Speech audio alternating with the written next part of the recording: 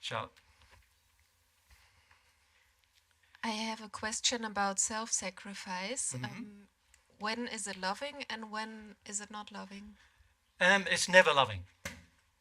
Because I think earlier, Mary, you said it. No, Jesus says it's self-sacrificing. Yeah.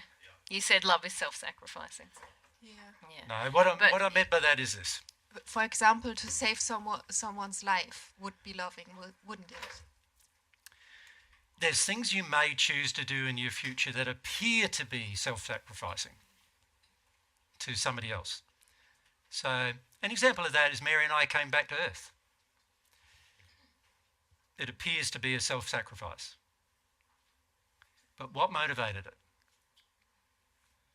How we felt for people on earth. Love is what motivated it. So when love is your motivation, nothing feels like a sacrifice. Nothing. But there are times when to other people it would appear like you sacrificed even your life, right, for the sake of theirs. So an example of that is, let's say somebody was torturing me, right, to tell the truth about Mary's whereabouts, and I knew they were going to harm Mary in the process. I wouldn't tell them.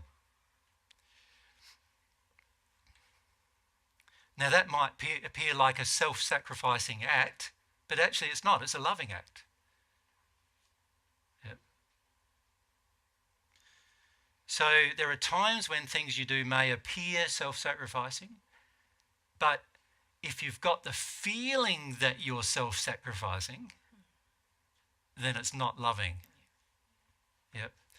Now, I see this a lot with mothers with children and things like that, families where the family sort of idea is, I've had children now, I've got to sacrifice my life for them.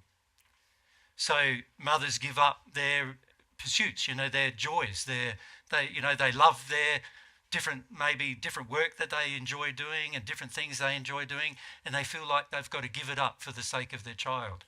And then what happens, because this self-sacrificing emotion builds, the anger and resentment builds as well.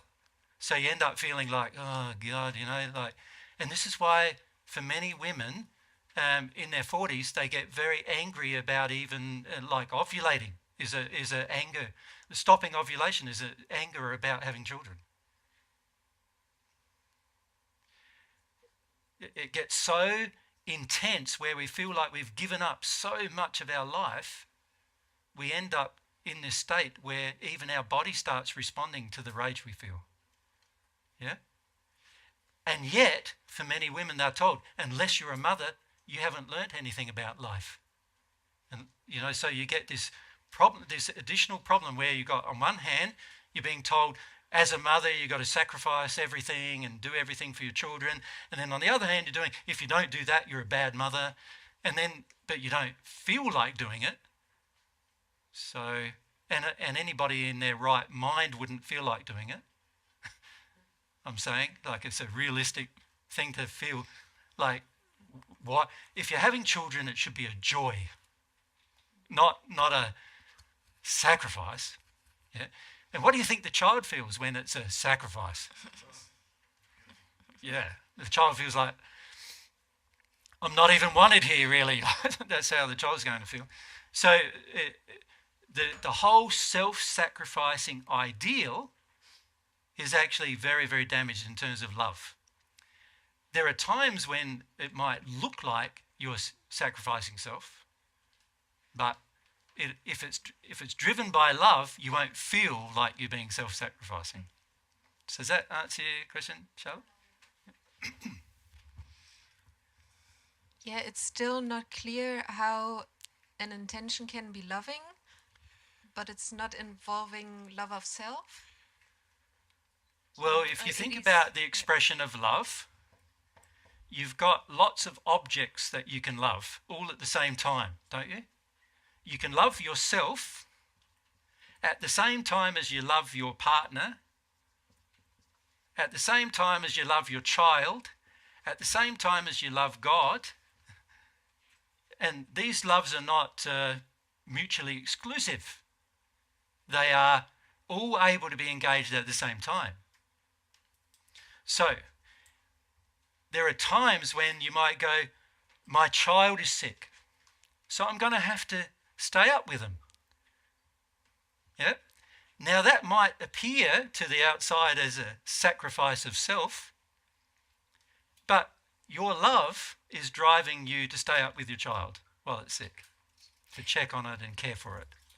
So that's not a sacrifice of self. It's a love-driven action.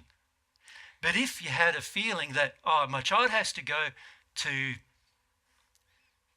basketball, netball, some sport, but I don't want to take it, right? Now, you can see love of self now probably should take priority, right? Yeah.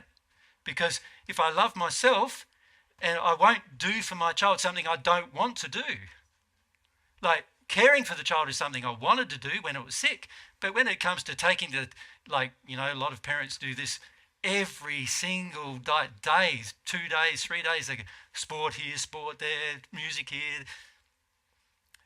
They think it's giving them opportunities, but what it's teaching them is a child can demand anything it wants at any time it wants and get it, right? Which is actually quite damaging. And so you would have to go, hang on a sec, have I got even the energy or the life or to even do this, right? And this is where your love of self, you can't sacrifice your love of child for the sake of yourself. You can love yourself and your child at the same time, but as soon as you sacrifice yourself for the sake of the child, now you're not loving both of you anymore from God's perspective. And it becomes quite clear if you think about the situations you get into. Yeah, and actually, you know, these situations where, say you save someone's life and you die in the process, like all of these loves support each other. So actually, it's more a thing that your love within you motivates you in that moment to save the other person. So actually to not act in that moment would be a lack of love of the moral and spiritual development you have at that time. Does that make sense? So it always, the love is motivating it. Whenever there's a feeling of sacrifice, as Jesus said, we know we're not loving, and we need to examine if we're even loving the other people who might be demanding the sacrifice of us. Yeah. Because in my experience, they all support one another. My love of God, my love of my partner, my love of myself, my love of my children, they're not actually ever going to undermine each other.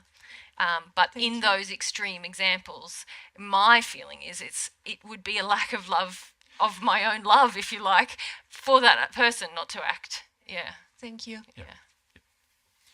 So again, when we're connected to God, Charlotte, everything becomes quite clear. Like you can actually feel, there I go again, thinking what I'm doing is a sacrifice, and I feel like it's a sacrifice. I shouldn't be doing it. I should be sitting down. Now, if it turns out it's not really a sacrifice and I feel it is, then I need to work through that, don't I? Mm-hmm. So that I sort myself out. But if it turns out, on the other hand, that not only do I feel it's a sacrifice, but it certainly is one, like where I'm giving beyond my capacity to give and beyond my desire to give to another, then I need to stop that action. You see it a lot with, people looking after sick parents and looking after children. You see it a lot in schools with teachers. A lot of things that are viewed as socially acceptable as sacrifice is actually harmful to both the person who's doing it and the persons who are receiving the results of it. Yep. But again, connection with God would... You can tell straight away, like it's instant, I'm out of line here. I can feel myself out of line here, There are times when I sort of have in the past, I've had this feeling like, I want to do something for Mary, but I'm out of line here, trying to do it, I don't, particularly when it comes to saving her from having feelings. That in the past, it's sort of like, I want to try, my injuries from my childhood would save mum from her feelings. And so I took that into relationships, and so trying to save Mary from having her feelings, and I'm going, I'm way out of line here. I've got to zip myself up, put myself in a straitjacket and stop doing that, And once you have a connection with God, you can feel how damaging those actions are to others as well as to yourself, but even to others. Because if I save Mary from her feelings, then she's not learning how to have her own feelings. And that's going to be damaging to her, right? So even in a relationship, it's far better that Mary has her feelings and I encourage her to have her feelings. But I've even got to be too careful about that. I don't know how far I go encouraging her. So I want her to have her feelings. I want her to have her feelings, like big cheer squad. And now I'm also doing the wrong thing, because if she needs a cheer squad to have her feelings, she's out of line. She needs to choose to have her feelings without needing a cheer squad, right? So I feel like I want a cheer squad, but there's straight jacket on that one too, and deal with why I feel that unloving thing. Work through that instead.